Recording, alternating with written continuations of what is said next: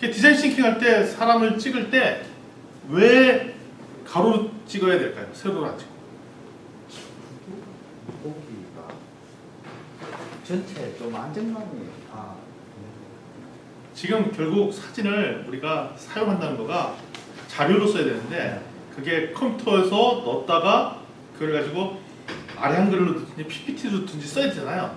컴퓨터 화면도 있잖아요. 넣어야 되잖아요. 그 화면이 다 가로야. 가로죠? 나중에 이거 사진을 모아서 동영상도 제작하잖아요. 동영상일 때 1순위로 제끼게 되는 게 세로 된 사진을 제껴요. 그러니까 세로로 찍어놓으면 나중에 자료 활용할 때 좋은데 아쉽다라고. 근데 자꾸 세로 찍는 게 왜냐면 길쭉하니까 자꾸 세로 찍잖아요. 그러면 과감하게 허리를 자르고라도 가로로 찍어야 돼요. 그래서 습관은 항상 가로. 대표적으로 동영상 세로 찍어놓으면 말짝광 돼요. 써먹을 데가 없어요. 동영상을 세로 찍어놓으면. 그래서 항상 우리 컴퓨터 파일도 그렇고 모니터도 가로잖아요. 다. 그렇죠. 활용하려고. 그러니까 근데 제가 보면 이런 말씀 드려도 나중에 또 세로로만 찍으세요? 가로로만 찍으세요? 그냥 막 찍으시나요? 저는 그냥 구도 보고 가로로 찍을지 세로로 찍을지. 저는 웬만하면은 저기 새로 찍는 걸 한번 봐보니까 별로 안 좋더라고. 항상 하면. 그래서 웬만하면은 조금 요리 가로형으로 세로형으로 돼 있도록 가로로 찍어보려고 하는데 요걸 다 넣고 싶은데 안 되는 경우. 가로 세로 찍으시는군요. 어떻게 찍으세요? 섞어서 찍고. 어떻게 찍으세요? 가로 찍으세요? 세로 찍으세요? 저는 전부 다 가로입니다. 예. 찍어놓으면 전부 다 가로예요. 이게 이 자리에 3층에 갔을 때 이게 집사람이 막걸리 갔을 때 찍었는데. 그렇죠. 잘하셨어요. 근데 이 사진이 내가 찍는 이런 사진기보다도 이제 이걸 찍어가고 나중에 넘겨줍니다. 그림 바닥에 사진도 잘 나오고. 그러니까 사진은 특별한 경우를 제외하고는 다 가로로 찍으셔야 됩니다. 그러니까 세로 찍어야 될 필요성이 있을 때가 있을 것 같아요. 근데 그거는 진짜 예외적인 상황이지 일반적으로 다 가로로 된 거를 찍는다라는 걸 하겠습니다. 자, 오늘은 어떤 내용들을 할 거냐면 그동안에 했던 내용들을 좀 정리하는 시간들을 좀 가지려고 하고 특별히 우리 교과서에 있는 내용들을 가지고 풀로 한번 쑥 정리를 해드릴 거예요. 우리 교과서 샀는데 교과서를 한 번도 잘 안 보셨잖아요. 그래서 내가 한번 책 산 것도 본전도 뽑을 겸 전반적으로 우리 그 내용들을 쭉 살펴보려고 합니다. 22쪽 얘기, 23쪽 얘기를 제가 하려고 하는데요. 자, 첫 번째 할 얘기가 여기 보면 사람이 있습니다. 사람. 빨간색 나오네요. 사람이 있죠. 사람이 있어요. 사람이 이렇게 보면 이거 너무 굵게 나오네요. 사람이 활동을 하죠. 활동을 하죠. 활동을 하죠. 어떤 사람이 활동을 하는 것이 누적돼서 쌓인 것을 우리는 특별히 뭐라고 하냐면 경험이라고 합니다.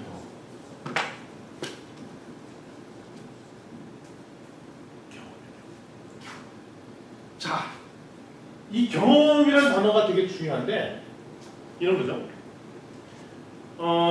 경험을 잘 활용하면 우리가 좋은 가치를 줄 수가 있어요. 가치. 이게 무슨 얘기냐? 제가 어디 가서 커피를 먹고 싶어요. 그런데 그 커피가 단순하게 커피가 먹고 싶어서 커피를 먹을 때도 있지만 커피 말고 분위기와 여러 가지 활동을 하기 위해 먹잖아요. 예를 들면 가장 최적화해서 저가로 먹으려면 저는 이제 고급 커피를 디커피 먹는데 그게 가장 싸게 먹으려면 집에서 해먹는 게 제일 좋아요. 그렇죠? 그리고 커피숍도 동일한 맛인데 더 싼 집도 있고 비싼 집도 있어요. 근데 간혹가다 비싼 집으로 갈 때는 왜 가느냐? 거기에 내가 커피 먹는 거 말고도 분위기와 뭐 이런 것들 때문에 소위 말하는 그걸 가잖아요. 비싼 가격을 치르고라도 거길 가죠. 지난번 나왔던 얘기죠. 이 경험이 이게 사업자가 회사가 있죠. 회사가 소비자의 활동 이걸 잘 분석해서 이 경험을 잘 이해해서 이 경험에 적절한 가치를 제공해 줄 때 뭐가 일어나냐? 혁신이 일어나는 거죠.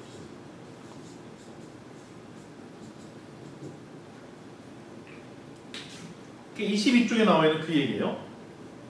다운표를 한번 읽어보겠습니다. 한 목소리로 읽을까요? 시작!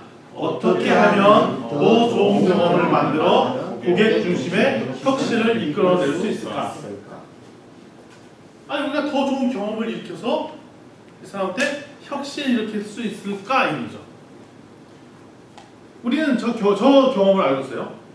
지난 겨울에도 우리 서부경남 지역에 단감이 가격이 폭락을 해서 문제가 생겼습니다. 지난 가을에 제가 이제 사천에 어느 가다 보니까 서리가 맞으면 이제 단감을 못 쓰게 되잖아요. 서리가 지났는데도 감을 안 땄더라고요. 그래서 저는 이제 단순하게 생각해서 저분들 까치 밥 주려고 안 땄나? 이렇게 생각했어요. 까치도 먹고 살아야 되니까 그래서 안 땄더니 좀 지나니까 다 안 땄어. 그래서 물어보니까 지금 추락 가격이 너무 안 좋아서 사람을 불러다가 이걸 따고 패키징해서 출하하는 비용이 추락값이랑 계산했을 때 안 맞는다는 거예요. 인건비가 더 든다는 거예요. 차라리 출하 안 하고 냅두는 게 이득이라서 그냥 냅뒀다는 거예요. 그러면 농민들 입장에서는 되게 가슴이 아픈 일이죠. 그러면 이거를 만약에 소비자가 이거를 경험을 더 바꾸려면 우리 흔히 낼 수 있는 것이 체험하게 할 수도 있잖아요. 그런데 소비자 입장에서 볼 때는 무슨 생각하냐면 그렇다고 소비자가 구매할 때 단가값이 떨어지지 않았거든요. 뭐만 떨어져? 농협이나 이런 데서 그렇죠. 물건을 생산지 값만 떨어져. 그 이유는 또 간단해요. 왜냐하면 농협 입장에서는 자기가 감당할 수 있는 캐파가 있기 때문에 그것만 받아들이고 나머지 거는 노 하니까 이제 추락가가 폭락이 되는 거죠. 그래서 예를 들면 이런 얘기를 하는 거예요. 갑자기 아이디어를 내갖고 그러면 어차피 이렇게 된 거 수업자들한테 체험할 수 있도록 하더니 돈 얼마 내면 이만한 포대기를 주고 요 범위에서는 마음대로 따라하시오. 뭐 예를 들면 그러니까 이게 뭘로 바뀌어요? 갑자기 체험으로 바뀌어요. 그러면 이제 소비자 입장에서 볼 때는 토요일 날 어디 좀 놀러 가기도 해야 되고 뭐 그런데 어차피 잘 됐네. 어차피 우리 감도 사 먹는데 애도 가서 즐겁고 따먹는 재미도 있고 뭐 기타 등등. 그러면 그렇게 따가는 가격이 소비자 입장에서 볼 때는 그냥 사 먹는 것보다 더 비쌀 수도 있어요. 근데 그걸 왜 해? 재밌으니까 할 수도 있죠. 아니면 그렇게 따는 게 더 이득이 될 수도 있어요. 근데 판매자 입장에서 볼 때는 어차피 그거를 농협에 출하하는 것보다는 더 높은 가격을 받을 수 있다면 그런 선택을 하는 거죠. 근데 그 선택을 할 때 뭘 살펴봤냐? 소비자의 어떤 경험을 사람들이 돈을 지불하기 가능한지를 보는 거죠. 이런 것까지 보는 거예요. 토요일날 자녀와 함께 소위 말하는 체험할 수 있는 기회거리가 많이 없대더라. 새로운 신선한 체험을 할 수 있는 기회가 뭘 만들어주면 좋을까? 뭐 이런 것들을 상상하면서 그러면 우리 무료 체험을 할 수 있는 돈만 지불하면 체험할 수 있는 것까지 만들어주네. 근데 여기까지 다 보니까 이 집도 하고 저 집도 해. 그러니까 요거 가지고는 경험이 부족해. 그럼 뭘 또 붙일 수 있느냐? 분석을 해보는 거죠. 그냥 간단한 것만으로는 한계가 있고 또 다른 경험을 또 붙이는 거예요. 뭐 밥을 같이 해먹는다든지 아니면 직접 요리를 같이 또 해본다든지 아니면 또 지난번에 우리 피자도 만들었잖아요. 그런 경험을 한다든지. 근데 그거 주인이 내가 이럴 거다라고 경험을 붙이는 것이 아니라 고객이 어떤 경험을 더 추구하기 원하는지를 관찰해서 제안을 해야 가치 있는 경험이 되는데 많은 사람들이 어떻게 되냐면 소비자는 이런 거 좋아해. 그리고 그냥 무조건 서비스를 만들어서 줘버린다는 거죠. 둘째, 그렇게 따지면 어떻게 보면 그 서비스를 소비자가 이런 경험이 좋아하고 이런 경험을 또 귀히 여겨서 돈을 지불할 용의가 있다라고 하면 꼭 우리는 어떻게 하려고 그러냐면 우리가 그걸 배워다가 다 하려고 해요. 그러면 뭐 교육 농장이 잘 된다더라. 그러면 그 교육을 내가 하려고 그래. 체험을 내가 하려고 그래. 근데 그런 분들의 공통점이 뭐냐면 일부는 아는데 본인이 얼마나 재밌게 하는지 재미없게 하는지 잘 몰라. 그리고 실제로 다른 사람이 어떻게 교육하고 어떻게 체험 활동하는지도 또 잘 몰라. 그게 기준이 어디냐면 경험을 주고 그런데 그 경험의 주체가 본인이기 때문에 본인이 그 경험조차도 어디서 나와야 되냐? 이 소비자가 고객이 어떻게 생각하는지. 그럼 오히려 뒤집어서 얘기하면 이 사람이 최고의 경험을 줄 수 있는 다른 사업자랑 제휴를 맺어서 그 사람이 서비스를 해줘도 되잖아요. 여기는 판만 깔아주고. 근데 그렇게 하려면 결과적으로 뭘 하냐면 이분이 관찰력이 뛰어나요. 고객에. 그러니까 심지어는 자기가 그 역량을 버리고 다른 사람 걸 받아다 줘야 되니까. 이걸 우리는 뭐라고 그러냐? 역시 그냥 지속적으로 변신 작업을 해야 되는 거지. 근데 교수님 제가 이 말씀하세요. 하고 싶은 어떤 사업 중 한 가지가 금방 그거거든요. 제가 저 마을에 들어가서 체험을 할 수 있는 아이템을 만들어가지고 한 10개 아이템을 만들어가지고 고민을 하고 있는데 중요한 건 그걸 하려고 하니까 내가 들어간 지 이제 얼마 안 되니까 이 사람들이 바라보는 시각이 달라. 내가 저 새끼들이 뭐 짱 있을 거 그런 것 같아요. 그리고 나는 이제 이 사람 잘하는 거, 이 사람 잘하는 거, 이 잘하는 것들 막 모아니까 한 10개 아이템 넣게 되더라고. 우리 동네에서 뭔가 체험시켜줄게. 그래갖고 약초 학교 저거를 이제 폐교가 되는데 저거 학교를 내가 인수해가지고 약초 학교를 만들어가지고 거기에서 체험을 가게끔 쫙 하고 마을 사람들이 돈을 벌 수 있게끔 만들어주려 하는데 내 마음이 그쪽에 안 닿아지는 것 같아요. 내가 보니까. 그 아이디어는 되게 좋은 아이디어예요. 예. 특별히 선생님 같은 경우에 그 고객 그룹을 항상 관계를 맺고 있다면 요번에는 이 체험하자고 여기 돌리고 다음번에 요 체험하자 요 체험 돌리고 이 고객과 지속적인 소위 말하는 관계만 맺어주면 그 사업은 계속 갈 수 있는 사업이죠. 그렇죠. 그래서 저는 이제 그리 갈 수 있는 인물들이 어느 정도 확보가 돼 있어서 지금도 보면 저 사과 아까 전에 뭐 했지만 그 사과 농장도 보면 요새는 그리 하되 그 사과를 아예 사과 나무를 분양해 주는 거 이 사람한테 아예 이 집에 니는 어떤 사과 나무 돈만 딱 주면 이 사람은 그 주인은 사과 나무만 농약 치고 관리만 딱 해주고 따로 오고 뭐 하는 건 딱 요새 또 사업 그리 바뀌더라고요. 저는 뭐 지가 와서 뭐 한 보따리 주고 체험하는 게 아니고 요새는 지 나무가 아예 그냥 분양을 딱 해주고 니는 이 나무가 니 끼다 니 끼고 따고 갈 때 요마이만 니 끼게 니가 따가라 이렇게 하고 따로 오고 또 뭐 아도 데리고 와서 아까 얘기했듯이 내끼 잘 늘리는데 안 늘리는데 한번 보러도 오고 막 이런 한대요. 그러나 요새는 또 농촌이 또 그리 형태를 또 가진다 하더라고요. 보니까 막 가지고 이때 고객의 계속 지속적인 관찰이 있지 않으면 안 된다는 거예요. 그게 24페이지에 보면 그 얘기가 나와요. 커피 그림 나오면서 24페이지 맞나요? 23페이지네요. 예. 그냥 커피 원두를 팔면 몇백 원밖에 안 돼요. 근데 그거를 주스 만들면 몇천 원대로 가고 더 맛있게 하면은 또 가격이 올라오고 이거를 공간가까지 팔면은 더 금액이 올라가는 이게 사실 가치가 올라가는 거죠. 근데 이거의 기준은 고객한테 온다. 24쪽에 중요한 얘기가 나온다. 위에서 5번째 줄에 따옴표로 되어 있는 거죠. 고객의 니즈라는 표현인데 고객 한 번 읽고 시작. 고객의 표면적 니즈를 넘어서 숨겨진 니즈까지 해결하는 게 목적이라는 거죠. 이 소비자가 갖고 있는 욕망, 욕구 뭐 이런 것들을 아주 면밀하게 봐서 그거 이상을 제공해 주는 것. 그게 목적이에요.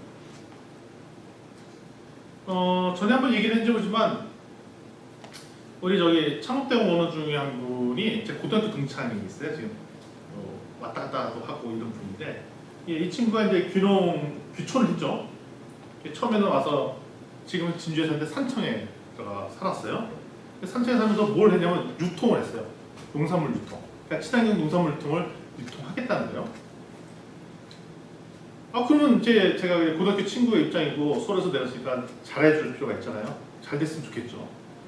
근데 처음에 와서 취급하는 물건이 뭔가 봤더니 이제 쌀, 친환경 쌀, 그다음에 단감, 배, 계란이에요.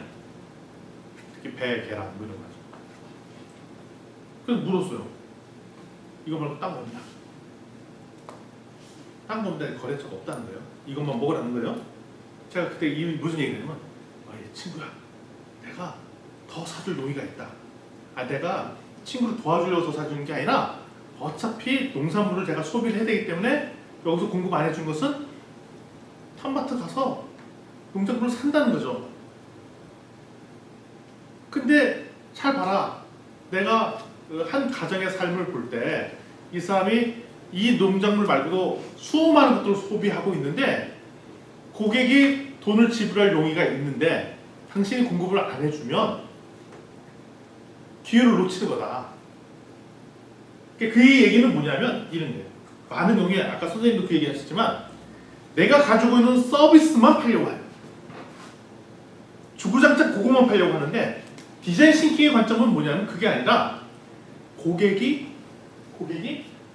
전생애적으로 어떤 라이프 사이클을 그리냐를 초점 맞추면 이 사람의 필요한 것들을 맞춰서 제공해 줄 때 여기 이제 숨어있는 욕구까지도 책에서 뭘 줄 때 더 좋은 의미 있는 것들을 줄 수 있다 이거예요.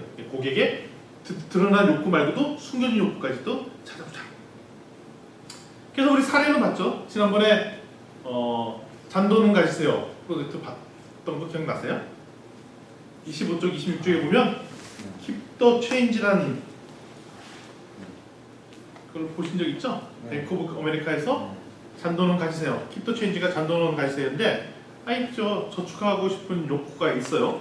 근데 옛날과 다르게 그 돼지곰탕에게 저축한 다음에 갖다 주고 이런 것들이 좀 귀찮아하고 지금은 딱 카드를 쓰지만 뭐 한 10몇 년 전만 하더라도 그 현금을 갖고 다녔다가 그래서 뭐 매장에 내려면 꼭 남는 게 잔돈이 남잖아요. 잔돈.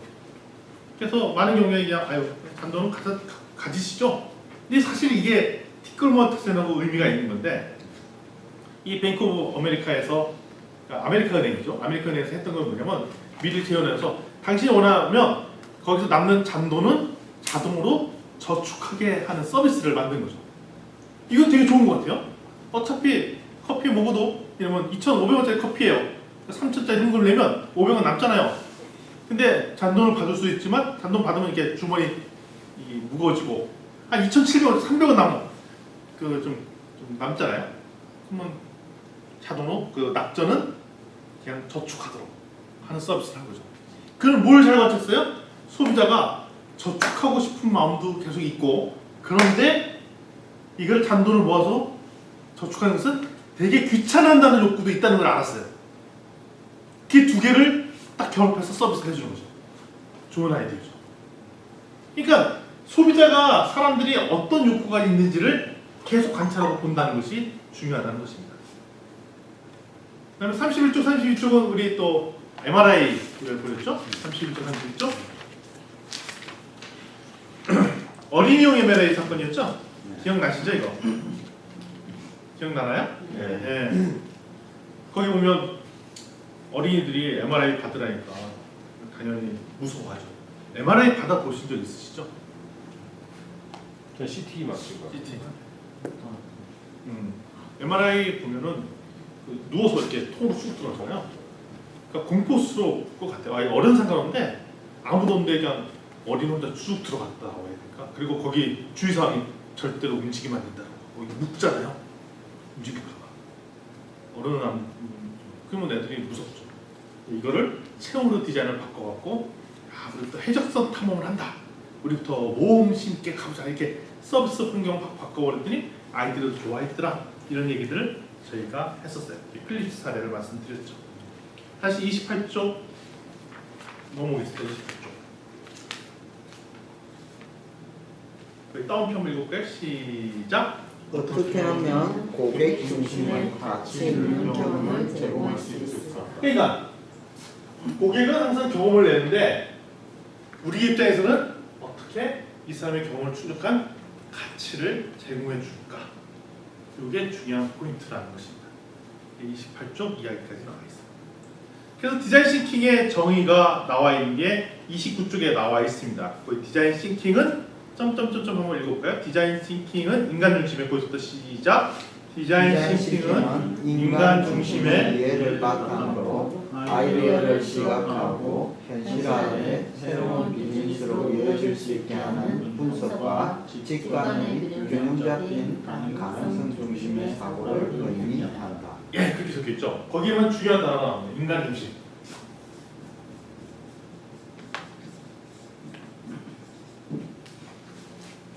인간 중심. 이게 영어로 하면 이제 휴먼 센터드라고 하는데요.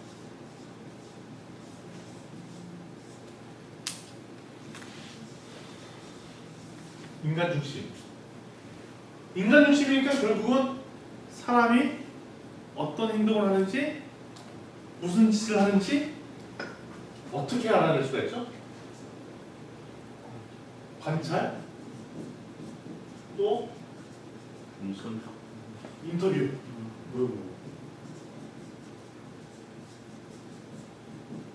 관찰자 인터뷰를 해야 알 수가 있어요. 그리고 더 나아가서 그 사람한테 공감도 해줘야 돼요. 같은 마음을 갖도록 해주고. 그래야 이해할 수가 있어요. 관찰하고 인터뷰하고 공감. 그러니까 여러분 인터뷰를 따는데 그 사람 입장에서 공감해주지 않고 인터뷰를 안 하면 사실 겉도는 인터뷰가 될 수 있잖아요. 그 사람 입장에서. 근데 보면 우리가 서비스가 있잖아요. 서비스한테 고객한테 설명하고 싶어. 근데 많은 경우에 보면 자기가 했던 서비스를 강요해. 써야 됩니다. 고객이 다른 얘기하면 설득하려고 들어. 공감이 아니죠. 일단은 인터뷰를 하고 고객을 만날 때는 내가 하고 싶은 얘기를 주장하는 것이 아니라 고객의 얘기를 잘 듣고 관찰하고 그 사람의 원하는 욕구. 내가 우리 서비스 물건을 보였더니 별로 시큰둥해. 그럼 우리 걸 막 설득하는 것이 아니라 그 사람한테 왜 이게 시큰둥한 건지에 대한 이유를 아는 게 되게 중요하다는 거죠. 왜냐면 제가 이걸 한 번에 팔 게 아니라 그 이유를 알아서 보완을 해야 되니까. 그러니까 이 사람이 그런 부정적인 마음을 갖고 있으면 다른 사람도 그 부정적인 마음을 가질 수 있거든요. 그때마다 설득할 거 아니잖아요. 그러니까 잘 관찰할 필요가 있는 거예요. 인간 중심이라는 단어가 나와 있고 두 번째 나와 있는 게 뭐죠? 두 번째가 여기 보면 뭐라고 되냐면 그 아이디어를 시각화라는 표현이 나옵니다.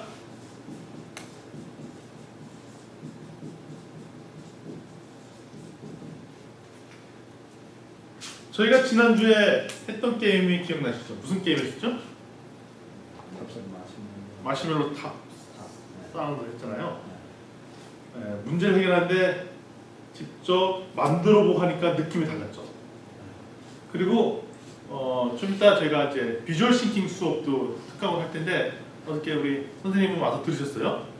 같은 이야기나 생각을 그림으로 표현해보기 시작하면 얘기가 또 달라져요. 어떠셨어요? 어떻게 그림 표현? 훨씬 이해하기 쉽고 전달하기 좀더 쉽고. 보통 자기가 무슨 아이디어가 있어요. 근데 말로는 해.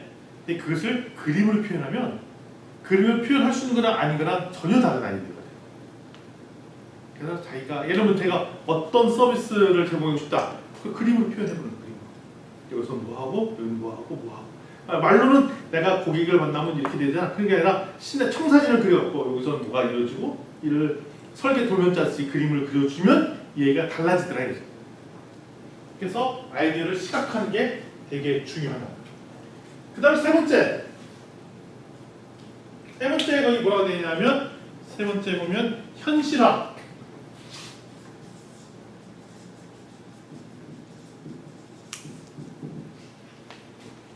이게 지난번에 현장에 갔다.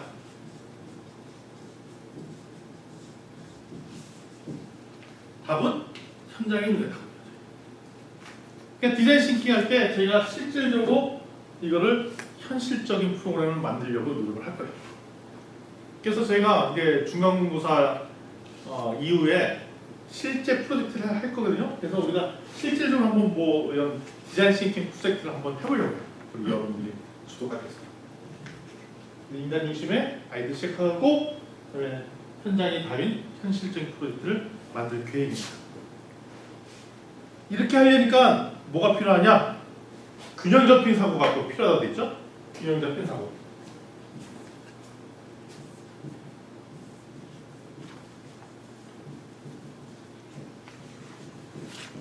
균형 잡힌 사고라고 하면서 거기에 뭐라고 표현되냐면 직관과 분석이죠. 직관과 분석.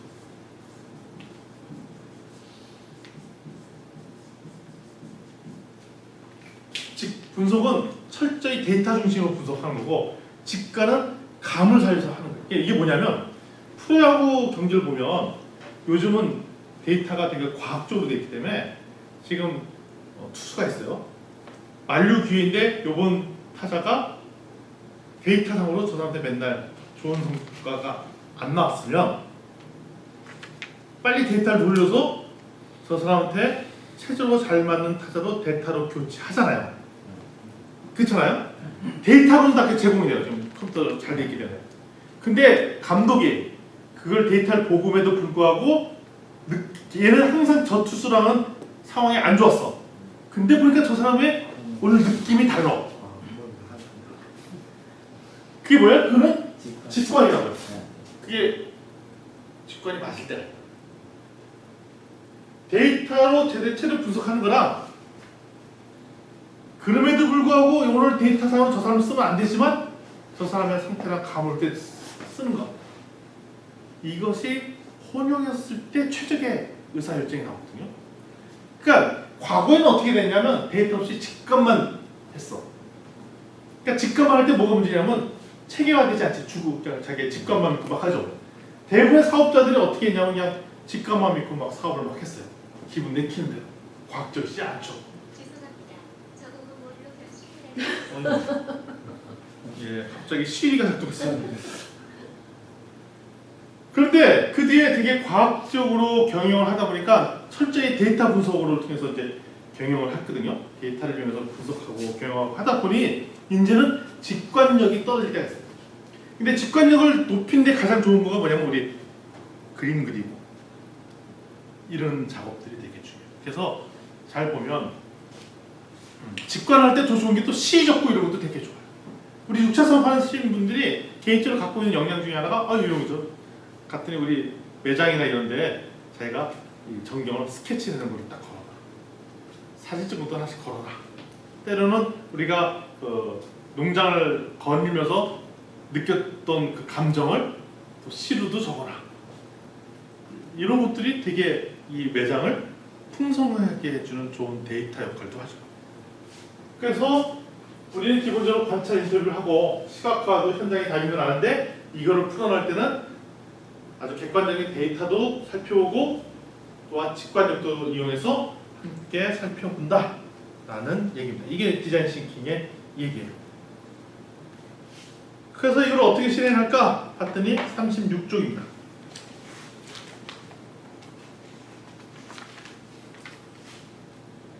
36쪽에 거기 보면 35쪽입니다. 거기에 다운표를 읽어볼까요? 시작.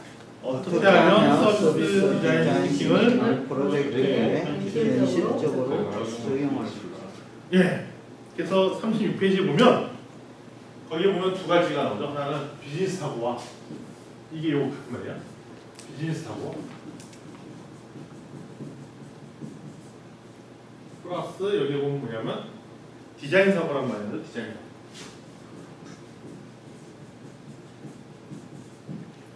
전통적인 방법으로는 이 디자인 사고 방식이 되게 익숙했어요. 근데 요번 어프로치 때는 이 디자인 사고를 하자. 디자인 사고는 어떻게 되냐면 거기 37쪽에 보면 되게 좋은 그림 나왔어요.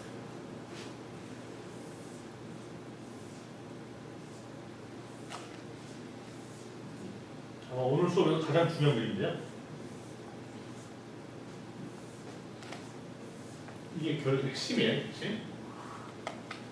우리가 생각하는 현장 있어요. 현장을 계속 들어가서 관찰하는 거예요. 관찰 인터뷰. 그럼 뭐가 쌓이냐면 이해도가 높아지죠.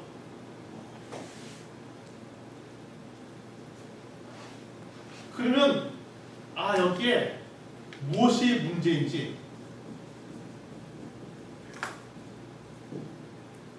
뭘 해결하면 좋을지 점점 이런 데이터들이 쌓여요. 맞나요? 어떤 사업을 해야 될지 이런 데이터들이 막 쌓여요. 그러면 요걸 기반으로 뭐냐면 결론적으로 수많은 것들 중에 우리는 뭘 하자 이렇게 되는 거죠. 우리가 처음 3주 전에 그때 무지개 식판 기억나죠? 네. 처음 시작할 때 접근이 우리가 그거였어요. 어떻게 하면 잔반을 줄일까가 과제였죠. 시작이 어떻게 하면 우리는 잔반을 줄일까. 그래서 뭐 했어요? 현장 가보고 애들 활동하는 것도 관찰해보고 쭉 올라보니까 뭐가 문제인지가 더 많이 쌓였죠. 그래서 그 다음에 뭘 하냐면 이 중에 핵심 문제가 뭐다라는 것을 수렴을 해요. 이것도 수렴이에요. 수렴. 이거는 확산이라고 해요. 확산. 확산은 뭐가 확산이냐? 지혜가 점점 쌓이는 게 확산이에요. 지식이 쌓이는 거죠. 데이터가 쌓이는 거예요. 데이터. 수렴은 뭐가 수렴이냐? 그래서 결론적으로 뭐가 핵심 문제인지를 찾는 거죠. 그래서 요 단계 오면 핵심 문제를 찾았어요. 우리 문제가 뭐였다고? 거기서 식판 문제에서 얼마나 단계인지 모르는 기준이 뭔지 몰랐어. 애매모호하잖아. 그래서 잔반 남기는 문제는 다른 문제가 아니라 기준이 애매모호해서 남기는 걸 알죠. 근데 이거는 철저히 현장에 가서 관찰을 지속적으로 해보고 의견을 수렴하니까 나오는 거라는 거죠. 그래서 우리가 문제를 바꿨어요. 도로 어떻게 하면 기준을 만들어줄 수 있을까? 그 다음부터 이건 뭐 해야 돼? 아이디어를 만들어야 된다. 아이디어. 대안을 만들어야 돼. 아이디어. 그러면 기준을 어떻게 만들까? 식판을 바꿀까? 아니면 뭐 교육을 시킬까? 다 아이디어 만들어. 그 아이디어가 막 쌓이잖아요. 아이디어 가득하죠? 그 중에 뭘 하면 돼? 최적의 방안을 선택하면 되죠. 근데 전통적인 방법은 어떻게 했냐? 이 앞단계가 없어. 이게 없어. 그냥 여기서부터 시작했어. 대부분. 그냥 6차 산업에서도 그냥 바로 고객은 이거 하고 싶어. 그냥 바로 해서. 그럼 아이디어 내. 아이디어 내서 이거 중에 하나 하자 이거죠. 근데 한 번도 고민했어. 진짜 그 고객이 그걸 좋아하는 거 맞아? 고객이 그거 하고 싶었던 거 맞아? 이 단계가 없어. 근데 전에서 봤을 때 우리 한국 사람이 전형적으로 너무 문제를 안다라고 생각을 해. 예를 들면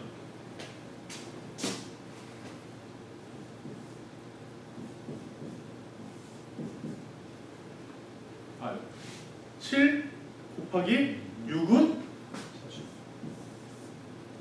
이렇게 있잖아요. 근데 반대로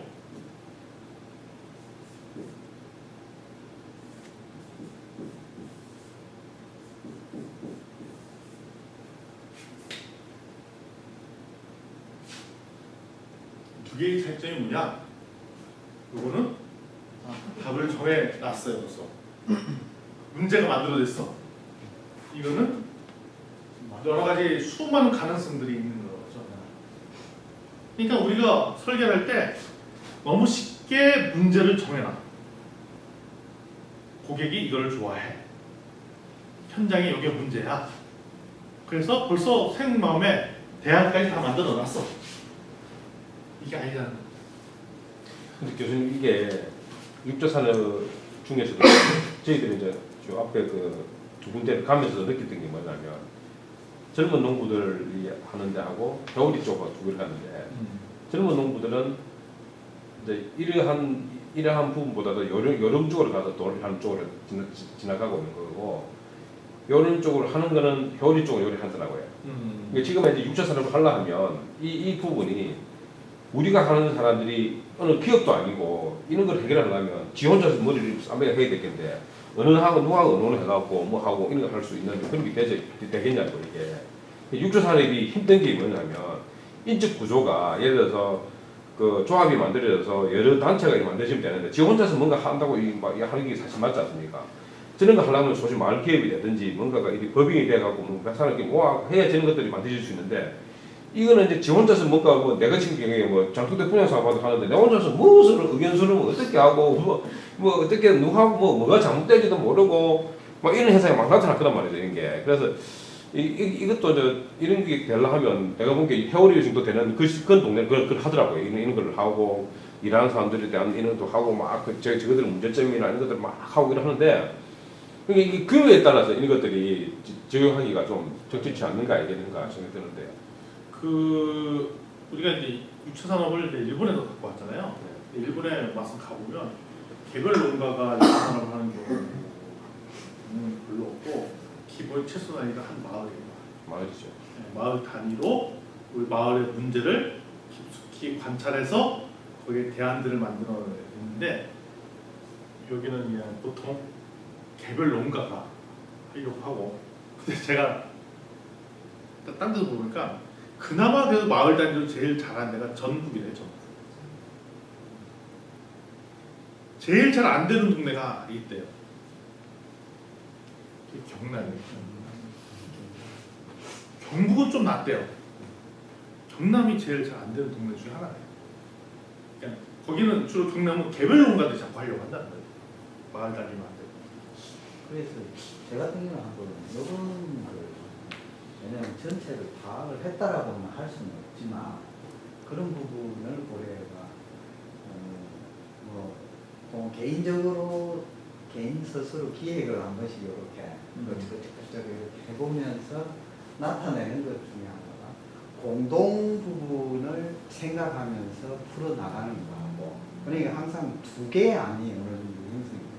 아까 말씀하셨듯이 모든 위주는 개인 위주가 일단 되고 전체 의사소통이 이루어진다는 보장이 없더라고요. 실제 현실에서는. 왜냐하면 이 생각의 개념이나 이런 부분이 완벽히 녹아들어야 어느 정도 소통이 되는데 실제적으로 그 소통되기까지가 상당히 오랜 시간과 힘들거든요. 그런다고 늦추기에는 상당히 또 안타깝고 그러다 보니까 두 가지 안을 이렇게 그려가면서 풀어내야 되는 쉽게 얘기하면은 똑똑한 건 아니지만 조금 생각이 더